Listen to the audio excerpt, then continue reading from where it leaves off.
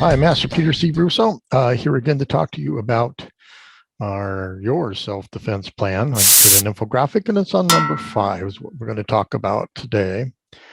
The important part to learn, which the topic is, what is a remote location?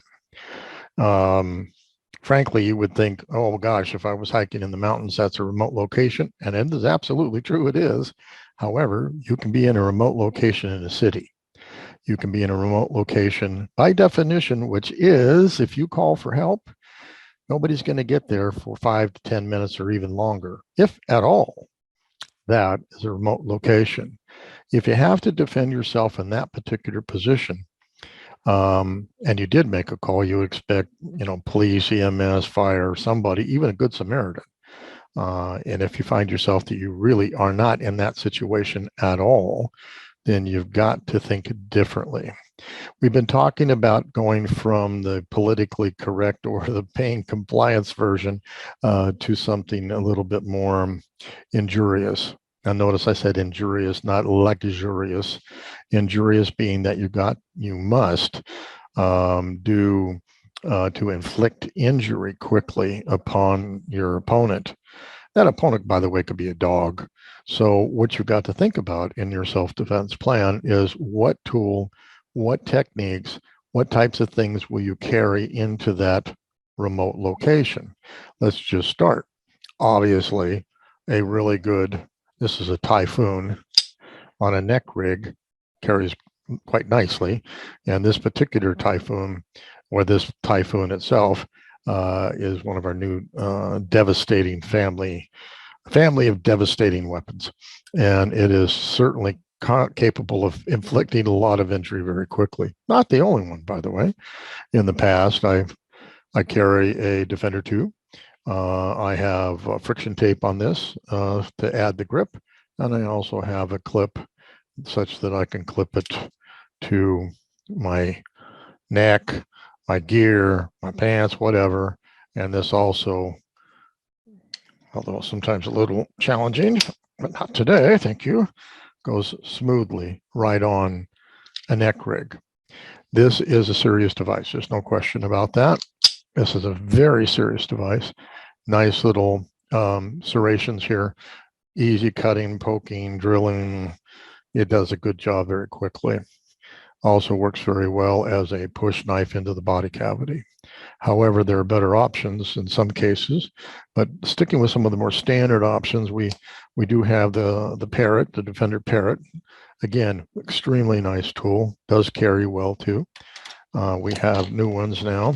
For example, if you've been following me, we have Eckmeyer's. This is the Eckmeyer Defender, and you can see that this thing is just designed to cause injury quickly. And so you can come up and have the little retention knob between your small finger and your ring finger, or in between your ring finger and your mad pointing finger. Coming down, hitting, twisting.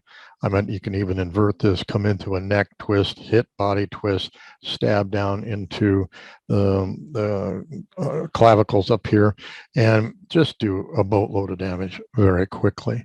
So if you need to, I have one more to show you too. This is another one of this is the Dragon Edge, Master Lewis's inspired Dragon Edge. Wicked as heck, and I wrapped it too. So you can do different types of things like this to your tools.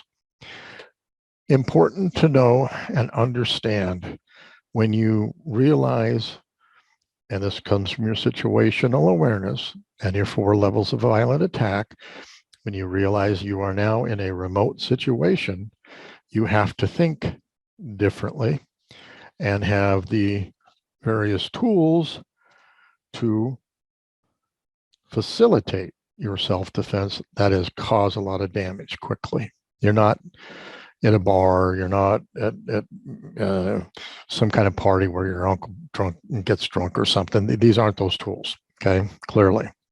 This is when you have been coining the phrase a little bit, Itoto, we're not in Kansas anymore. These are the tools. Also, I also suggest a good knife. One of my more preferred knives is the Wagner Reality blade, very cool blade. And if you're fixed blade out in hiking or whatever, I suggest you get the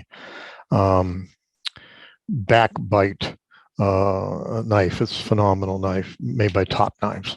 And with an addition of some serrations on the top, $20 more, you're really good to go. High speed.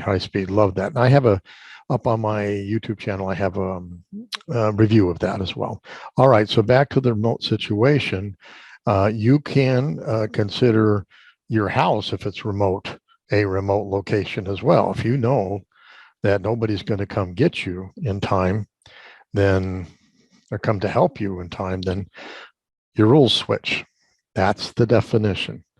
When the response or good Samaritans cannot get to you to help you, then you go from pain compliance right over to injury, where you're going to inflict a lot of damage to really make the person, dog, whatever it is, cease their activity against you.